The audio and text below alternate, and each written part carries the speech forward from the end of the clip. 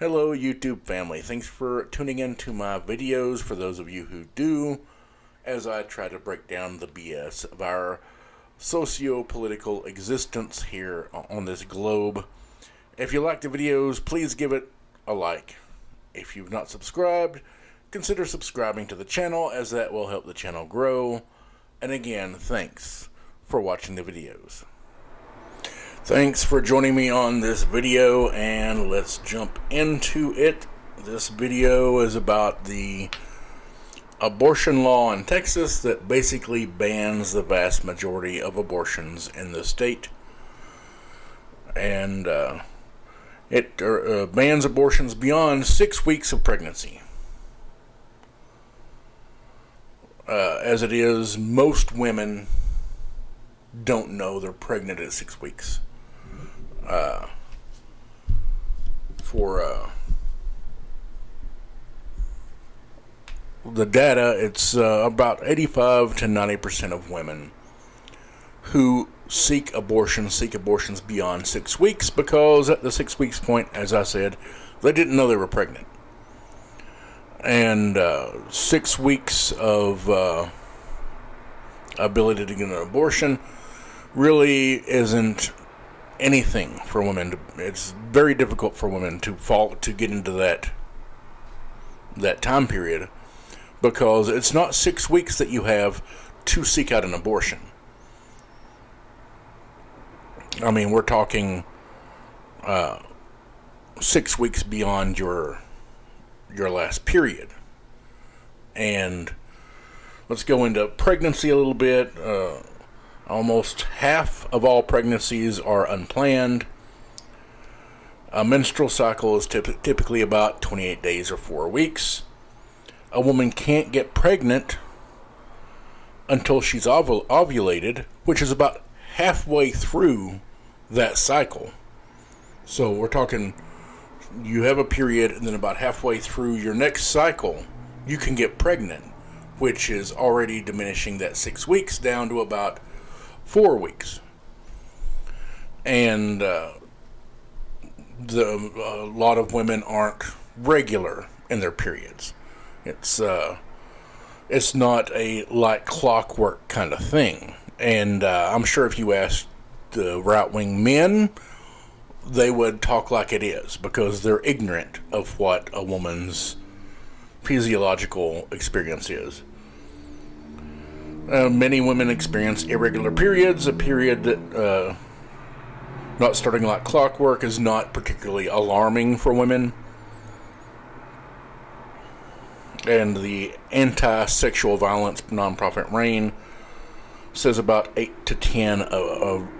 out of 10 rape victims, 80%, are raped by someone they know, a close friend of the family, or somebody in their family. And there is not a cutout in this Texas law for rape. So basically, if you get raped, you would have to start monitoring your pregnancy status to try and get an abortion before the 6 weeks period. Otherwise, you're kind of screwed. You can't legally get an abortion of the child you're pregnant with someone who raped you. It's insane. It's cruel. But Republicans don't care. And this is nothing to do with protecting unborn children. I mean, look at the country right now. We have all these right-wing anti-mask, anti-vax people who are getting children put in hospitals at a high rate because children under the age of 12 can't get vaccinated. So if the people in their lives, relatives, are not getting vaccinated and are contracting COVID, they can pass it on to those children, because those children are not unvaccinated. Last weekend, we hit a point of, I think it was nearly 250,000 children hospitalized with COVID around the country. 250,000. And you may say, that's not a lot of people, considering there's almost 340 million people in the country. Yeah, but it's not 340 million kids in the country. There was nearly 250,000 kids hospitalized with COVID. the right wing does not care about children. They don't care. You still have right wing politicians, right wing media personalities pushing this narrative of, well, if you don't want to get vaccinated, that's your choice. You have the right. And still pushing fear-mongering about the vaccine, putting out completely bogus numbers saying, oh, there's over 4 million people who've died from getting the vaccine. And there's 400,000 people who've died from getting the vaccine. They put out all these bogus numbers that are just completely untrue. And this video I was preparing for before I got banned for a week. But I decided to go ahead and do it anyway because it's still very relevant. And we're still going to be fighting this uphill battle into the future. And honestly, if the Supreme Court does not strike this down, you're going to see it in states around the country. There's probably around 30 completely Republican-controlled states in the country. You'll see this exact law go into effect.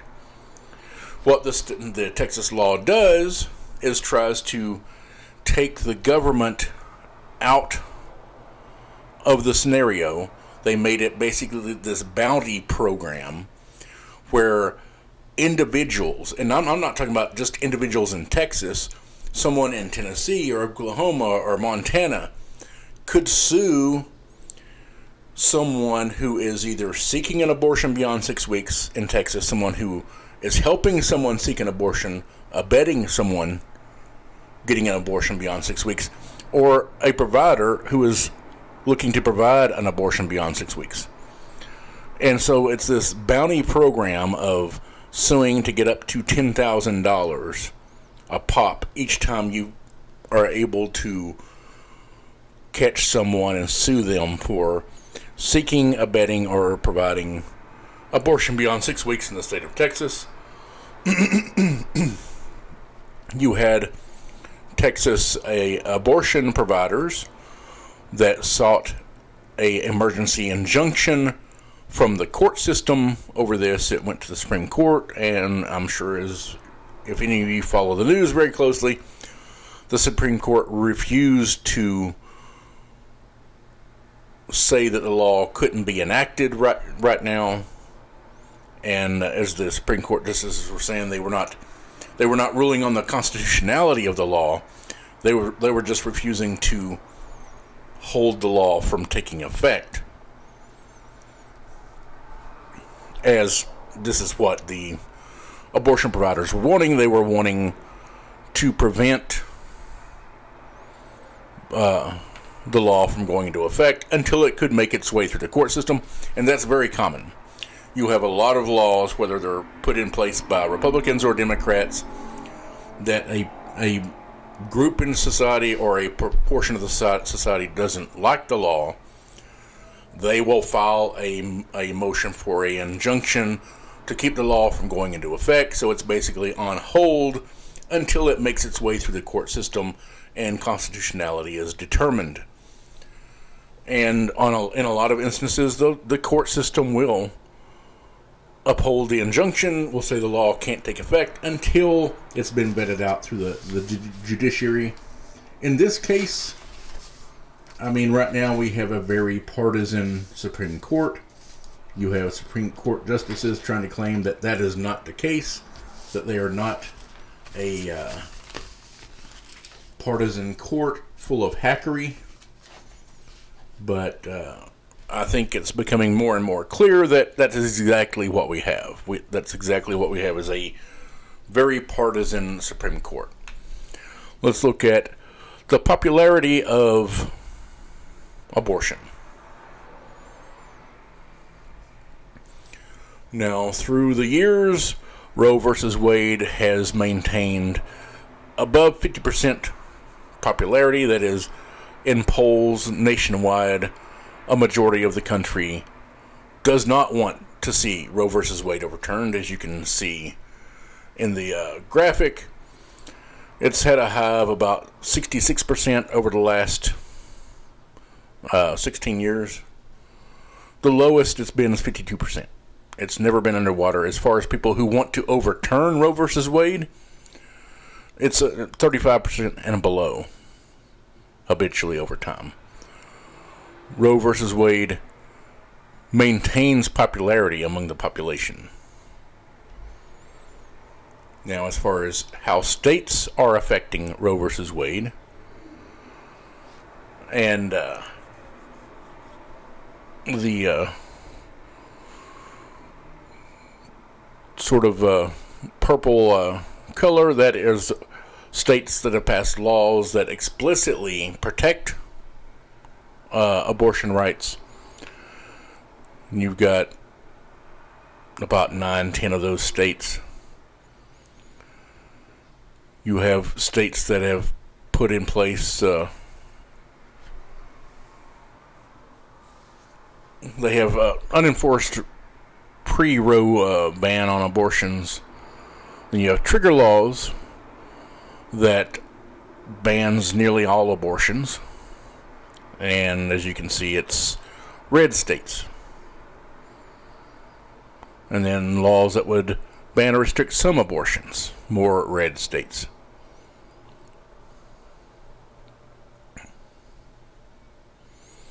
Arkansas and Mississippi have pre-Roe bans and post-Roe trigger laws. Oklahoma and Texas have pre-Roe bans and trigger laws that will go into effect later this year. Alabama has a pre-Roe ban and a post-Roe restriction. And the New Mexico legislature repealed a pre-Roe law banning abortion as of June 18th of this year. As the fight pro-choice or against choice continues to be fought out in this country. Since the Texas law has gone into effect, many abortion providers have been canceling appointments and stopping services altogether in some instances because they're afraid of being sued. The abortion providers aren't making massive amounts of money. They provide a very niche service, and in some cases it's doctors who do other things but also provide abortions. They've just been dropping the abortions part of what they provide.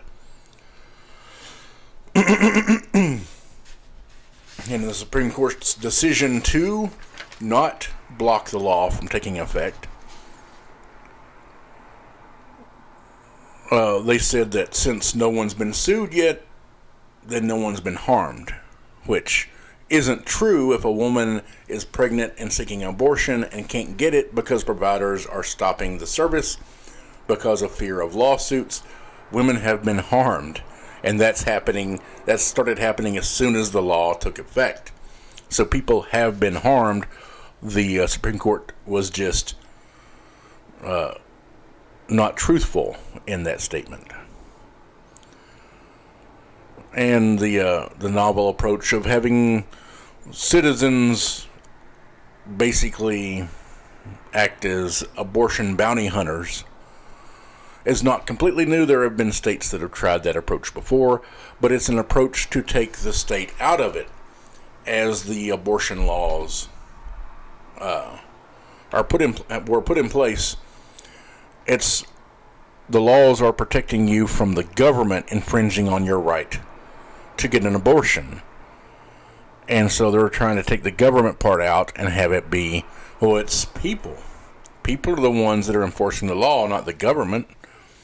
And that's the play they're making right now to try and ban abortions. And let's face it, what they're trying to do is get abortions where they're just not available.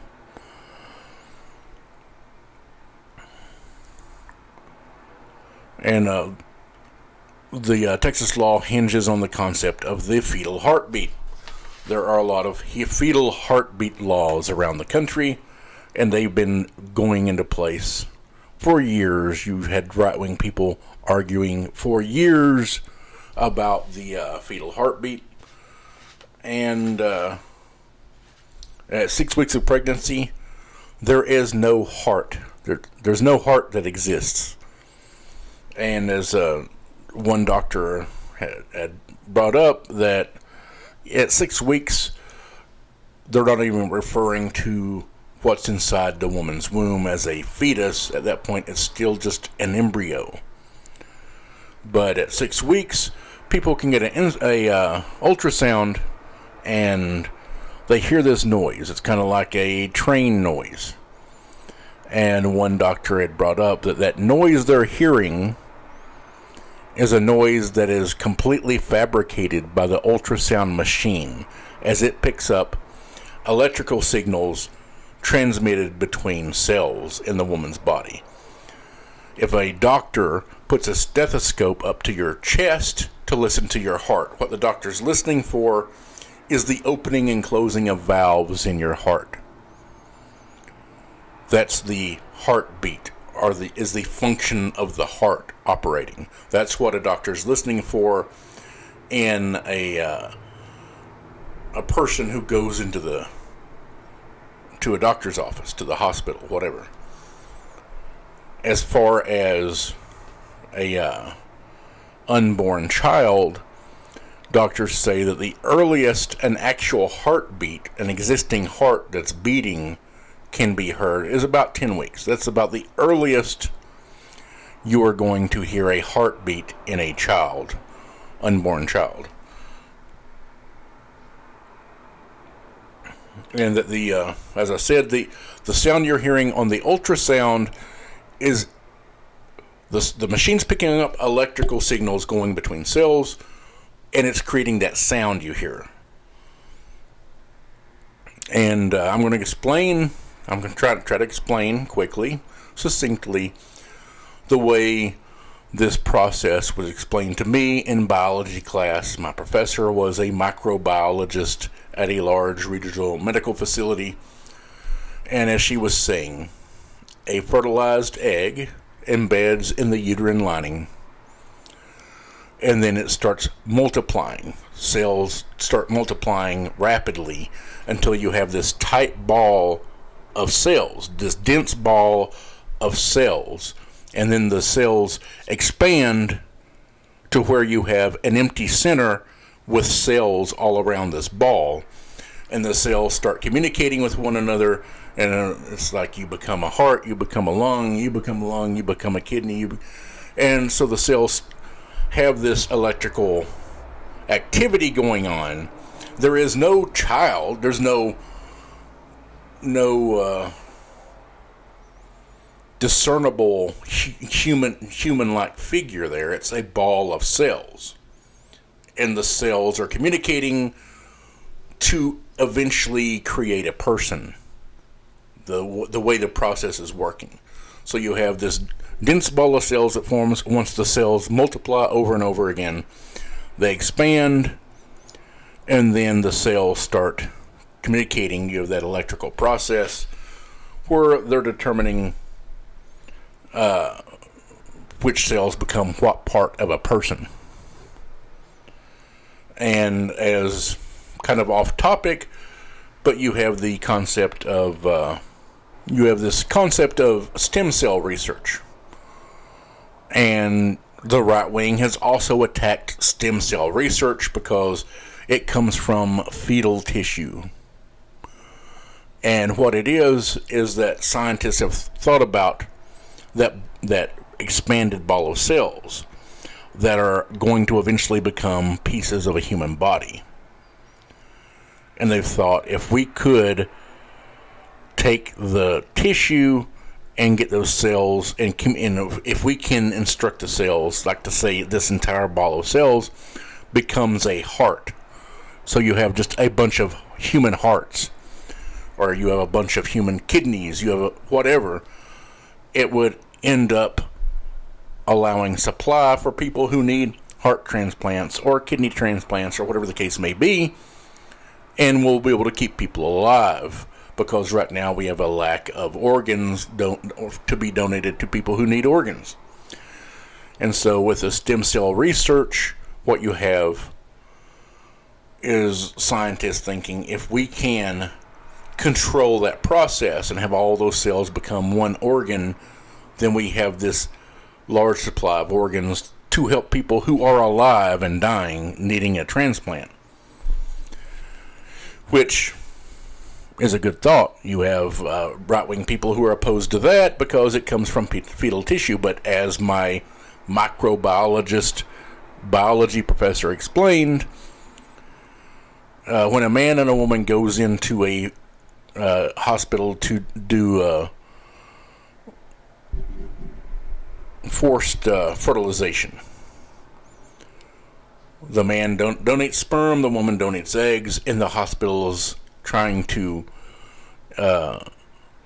impregnate the egg, put it in the woman so they can have a pregnancy.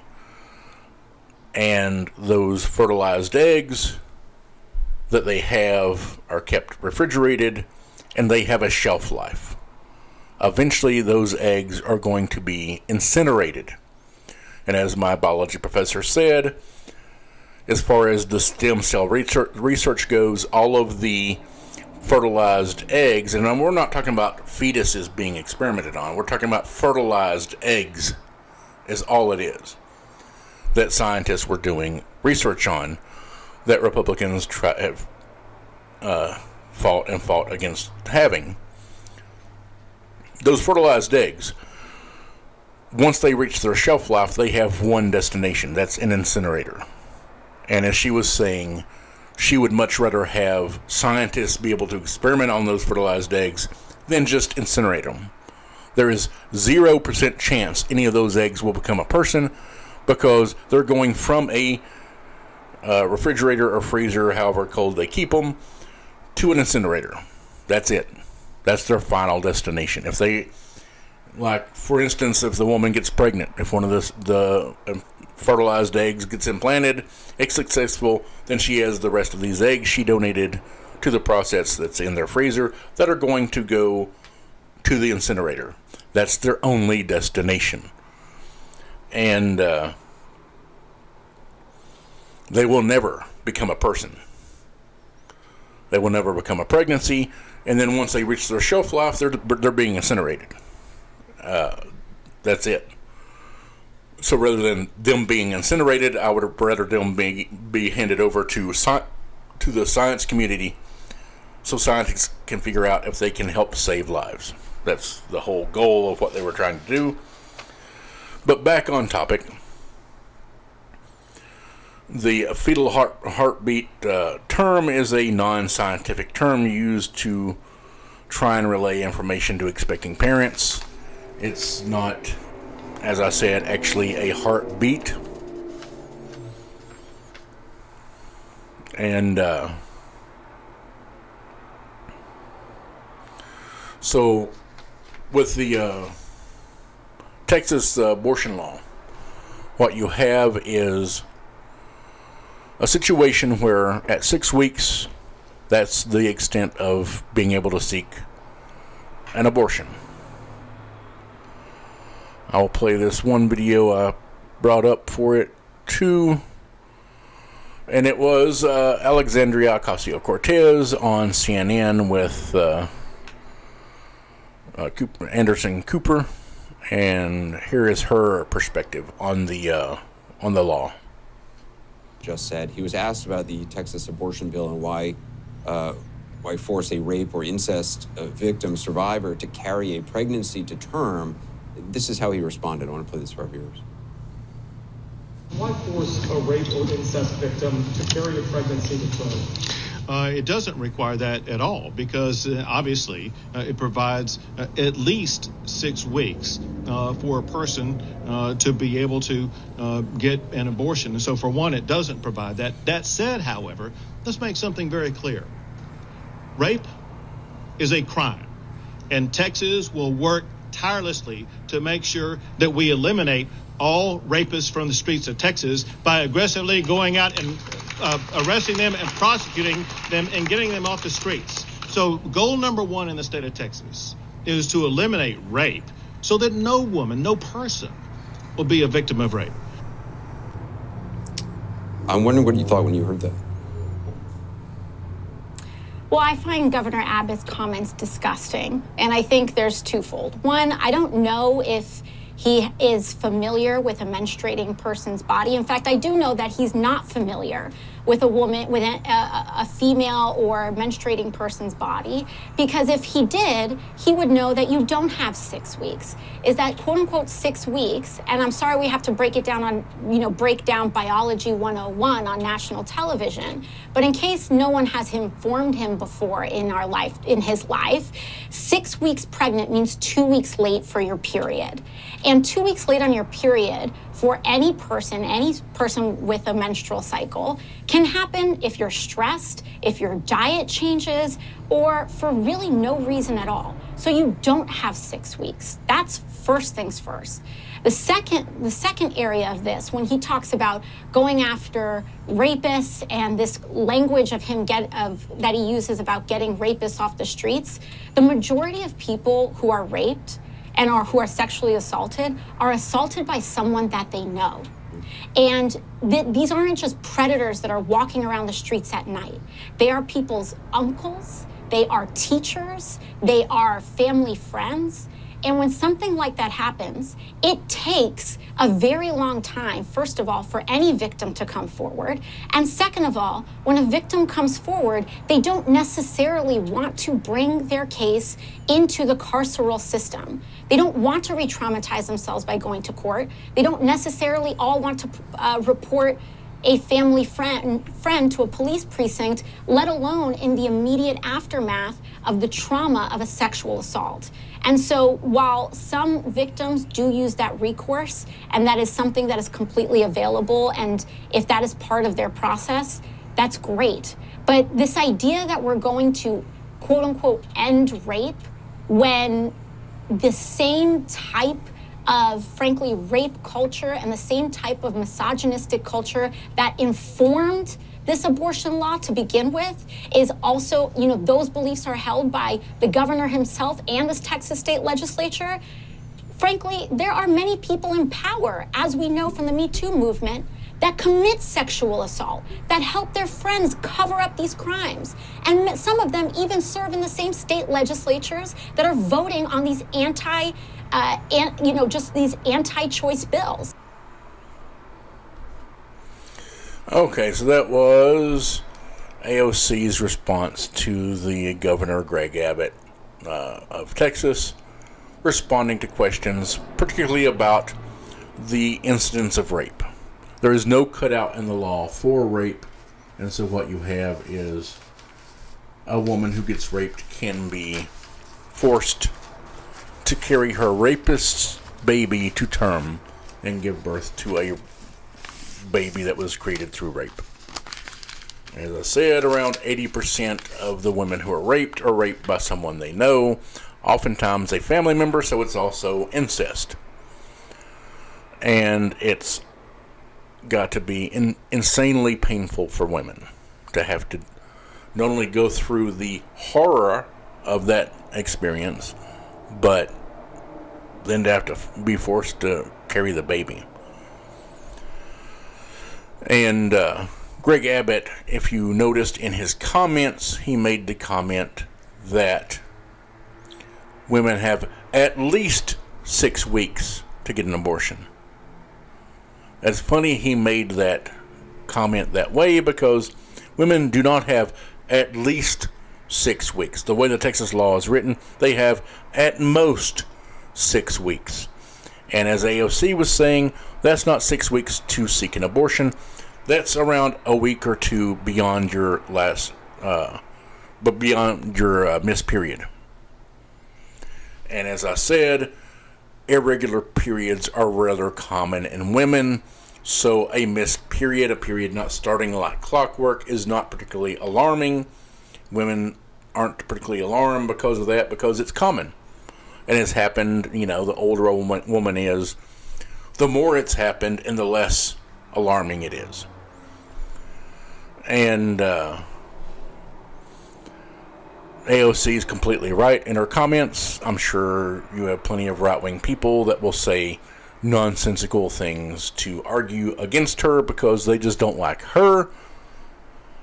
But as it goes, this law is hurting women, as I said, and it's not about protecting life. It has nothing to do with the sanctity of life, because Republicans, if you look at the bulk of the things they support, they don't have a particularly large support of life. You know, you could say Republicans want children to be born. Once they're born, they really don't give a damn about them, because they don't want to structure our economy to where we have a social safety net that can support poor women with children they can't afford. And my perspective is, if a woman is able to look at a situation and say, I'm pregnant, I'm too young, I'm not financially prepared, I'm not emotionally or mentally prepared for this, I need to abort this pregnancy, that is a rational, intelligent decision she's able to make, to say that I can't properly raise and care for this child.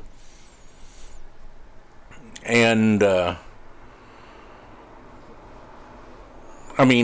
being pro-choice does not mean you are pro-abortion. That's another area where Republicans get it wrong completely. I mean, just about every area of discussion, Republicans get it dead wrong. But in being pro-choice, you're not saying you want abortions to happen. What you're saying is you don't want to force someone to make a decision they don't get to participate in, especially when it pertains to their own body. You have women that have difficult times in pregnancy, they lose weight, they have difficult health issues. I mean, it's insane the amount of damage a pregnancy can do to a woman's body. Some women have an easier time in pregnancy and childbirth. Some people have an extremely difficult time. And it's a choice they need to be able to make. And as I've said before, my perspective is, if I had a spouse, girlfriend, daughter, close family friend, if there was a female I knew personally who was pregnant, was scared, was thinking about abortion, I would offer my help in as far as financial, physical, emotional support to help them make a decision if they wanted to consider keeping the child. I wouldn't be saying abort it, abort it, abort it. But ultimately, it's that person's decision, not my decision. But I'm a middle-class wage earner. I can't help every woman across the country to support their child. Republicans, as I said, they don't support any legislation to help those women either. They oppose it adamantly. And so for a woman to make that decision, it's a hard decision. Republicans act like it's a very aloof thing, and they will point to anecdotal individual women who say ridiculous things about abortion. But it's a difficult decision for women to have to make, and Republicans are making it even worse by messing with it with these laws. And the laws are about control. It has nothing to do with the sanctity of life. It's about controlling women. If it was all about trying to decrease abortions, because laws don't make something not happen. Murder's illegal, it still happens. Theft is illegal, it still happens. Robbery is illegal, it still happens. Abortions, if they were made illegal, they will still happen. They will just be more dangerous, because it will revert back to the back alley abortions, clothes hangers, that kind of thing. You will have not only the child, the embryo being aborted, you will have women dying from the abortion, the botched amateur abortions. And if you really wanted to decrease abortions, things you could do to decrease abortions that have been proven to decrease abortions is teaching sexual education at younger ages. So before kids become sexually more mature and sexually active, they have a better education about it. Providing absolutely free contraception, making it condemnation and cost-free to preteens and teens. And I didn't look for this video. I did not look up what the average age in America was when people start becoming sexually active, but it seems to have been trending younger and younger for years, although nowadays we have a decreased birth rate in this country because a lot of people are making the decision, I'm not going to have a kid, at least not yet. And so we're not having kids at as young of ages as we used to. But you still have girls that get pregnant. And so if you wanted to decrease abortions, the two things you could do that would have the biggest positive and healthy impact would be to teach sexual education at younger ages, to have kids understand sexuality, how their bodies work and function, so that when they become sexually active, they're more intelligent about it, and then to have contraception available, and not this holier-than-thou, hypocritical religious person looking down their nose at you when you go to get a condom or whatever. Make it where there's no shame, no condemnation, just easily and question-free available. And those two things would have a decided impact on abortion, and it would decrease the number of unwanted pregnancies and the number of unwanted abortions. And it wouldn't be killing women. To try and make abortions illegal, that will be the thing that will end up killing women when they try to get the amateur abortions or try and abort their pregnancy themselves in a bathroom with a clothes hanger. I mean, we've been there. We know what that is. And this cluelessness kind of mentality that if we make it illegal, you can't do it. No. Prostitution's illegal. People still do it. Murder's illegal. People still do it. Just because you make something illegal doesn't make it not happen anymore. That's like 6-year-old child think. But that's where the Republican Party's at. That's where their mind is at. There's like 6-year-old, if it's illegal, you can't do it, right? I don't see how you could do it if it's illegal. And that's not the case. But we're moving to a dangerous place for women's health because of having a large Republican majority on the Supreme Court. We have a left-wing judge on the court who is in his 80s. He's approaching his mid-80s and not retiring, which a lot of people are trying to push him to retire because in 2024 we could have another Republican get elected president, and then Breyer could pass away, and then you've got a 7-2 Republican majority Supreme Court for generations, for decades. And you would see a lot stronger move towards authoritarianism with Republicans in power and having that kind of a Supreme Court majority. But I digress. The Texas abortion ban is unconstitutional. Whenever it makes its way to the Supreme Court, it's going to already have harmed an insane number of women in Texas.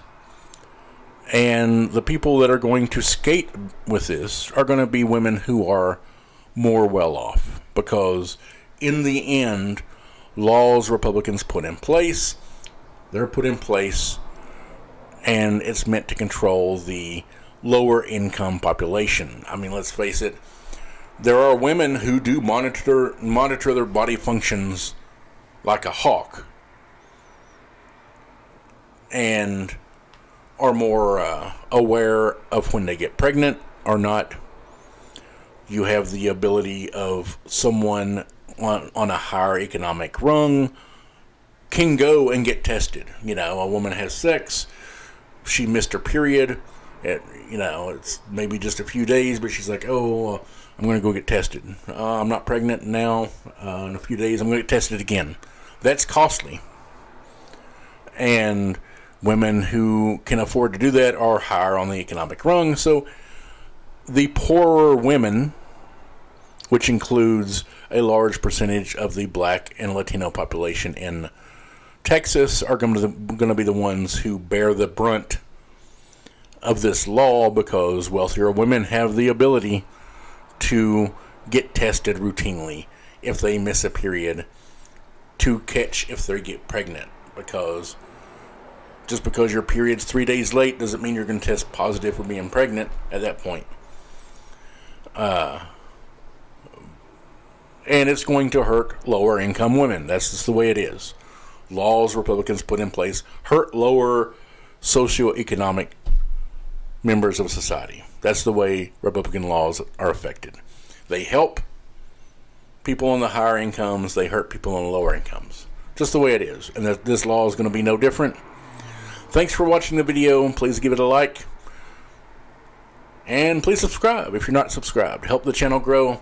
Thanks for watching, and by all means, have a good day.